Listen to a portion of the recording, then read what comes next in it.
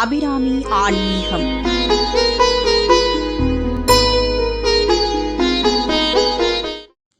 கைத்தவறும் பொருட்களுக்கான பலன்கள்.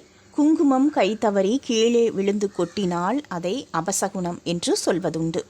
ஆனால் உண்மையிலேயே குங்குமம் கைத்தவறி கீழே கொட்டினால் வெற்றி மற்றும் அனுகூலமான பலன்களை பெறப்போகிறீர்கள் என்பதற்கான அறிகுறியாகும். அரிசி கைத்தவறி கீழே கொட்டிவிட்டால் குடும்பத்தில் சண்டை சச்சரவு, காரிய தடை ஏற்படும் என்று அர்த்தம். நீங்கள் ஏதேனும் புதிதாக தொழில் தொடங்கப் போகிறீர்கள் என்றால் அதில் தடை ஏற்படும், குடும்பத்தில் பிரச்சனைகள் ஏற்படும் என்று அர்த்தம். மஞ்சள் கீழே கொட்டினால் மங்களம், சிறப்பு உண்டாகும் என்று பொருள். ஏதேனும் தொழில் தொடங்கப் போகிறீர்கள் என்றால் அது சிறப்பாக நடக்கும் என்று சொல்லப்படுகிறது. எண்ணெய் கைத்தவறி கீழே கொட்டிவிட்டால் இழப்பு, துக்ககரமான செய்திகள் தேடி வரும் என்று அர்த்தம். நீங்கள் ஏதாவது தொழில் செய்பவராக இருந்தால் அதில் பொருள் நெருக்கடி, தடை, மற்றவர்கள் உங்களை குறை சொல்வது போன்ற விஷயங்கள் நடக்கும். சில சமயம் வீட்டில் பால் காய்ச்சி அடுப்பிலிருந்து இறக்கும் போது கை தவறி கீழே கொட்டிவிடும். இன்னும் சில நேரங்களில் பூனை பாலை தட்டிவிடும். இதற்கு கழகம், தோல்வி ஏற்பட போகிறது என்று அர்த்தம்.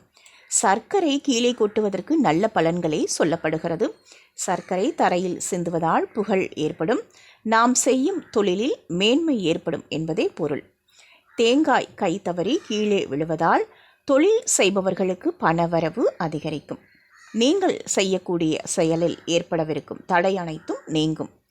பூக்கள் கை தவறி கீழே கொட்டினால் காரிய வெற்றி, பக்தி, நன்மை உண்டாகும். உப்பு கீழே சிந்துவது குடும்பத்திற்கு நல்லதல்ல. உப்பு மகாலட்சுமியின் அம்சமாக கருதப்படுவதால் அதை கீழே தவற விடுவதால் குடும்பத்தில் விரும்பத்தகாத பலன்கள் ஏற்படலாம். பண விரயம், பணத்தடை ஆகியவை ஏற்படலாம். தண்ணீர் கை தவறி கீழே சிந்துவது கடன் பிரச்சனைகள் ஏற்படும் என்பதை குறிப்பதாகும். விளக்கு கீழே தவறி விழுவது ஆபத்திற்கான அறிகுறியாகும். தீய சக்திகள் நம்மை சுற்றி இருப்பதை குறிப்பதாகும்.